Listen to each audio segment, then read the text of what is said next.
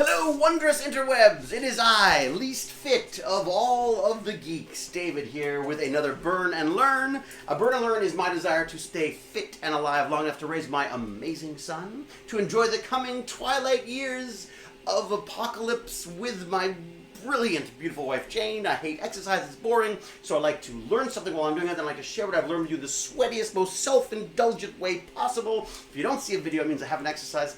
Feel free to nag me about it, because that's the whole point.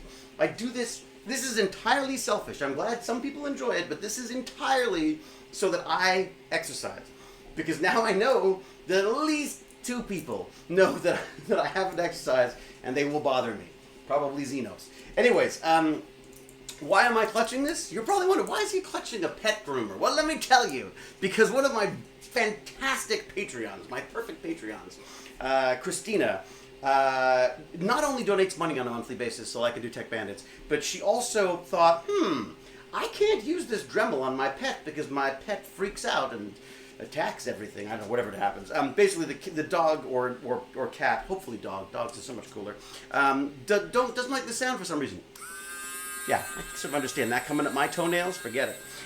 Anyways, so the pet freaks out. She can't use it. She thinks, I know a nerd who might be able to use that, and not on a pet. So she sent this to me, donated it to me, or to the bandits, and it's already been of use. It's fantastic for cleaning up 3D prints. So there's a little flexy unicorn I've got, but its underside is looking a little underdone. So what I will do is I will sand that off with this little baby.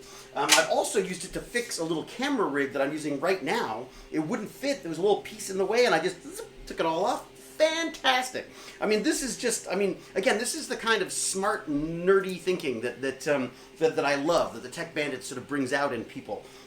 She's like, yeah, this is a tool that's not meant for this kind of stuff, but it can be used for it, so why not? So, thank you, Christina. Really, really appreciate that. I've thanked you on the Twitch. I know I've thanked you on the Patreon chat. I've been having wonderful Patreon chats, by the way. I've just been back and forth with a lot of people on Patreon. But thank you. It means an awful lot, and it's already being put to great use. So there's that. Also, what is he printing, you say? Well, the 3D printer is whirring away here. My little Prusa's got going. I don't know if you've seen these before. These are the inside. This is the rotating disc of a Stargate that I'm trying to build that was designed by someone called Glitch in the UK. Fantastic little model, little LEDs and servos and all kind of stuff. And I'm printing the outer layer right now using, oh my gosh, it's like I am literally at the mercy of strangers here. So Pooch from Repcord sent me all this free filament for me to try out these cool sort of camo colors. So I thought, fine, what a perfect design for this kind of stuff. So basically, inner ring that rotates sits in this outer ring that's perfectly designed to slide, holds it in place. I cannot wait to get this going. I have to do 8 of them though, so it takes forever. And I should talk about the learning part of my Burn and Learn. Back into data science, back into sexy as Excel, as I would say. So I'm nearing the end of this section. The next part is actually another part that I'm really looking forward to, is storytelling with data, which to me I think is the true heart of data science. Is how do you spin that tail around the data that you've got. So that's the next section I will get to. But I've almost finished up on my Ninja Excel skills, which I think I confessed the other day was I've always had a love for databases and spreadsheets and stuff ever since they first showed up, as limited as they were.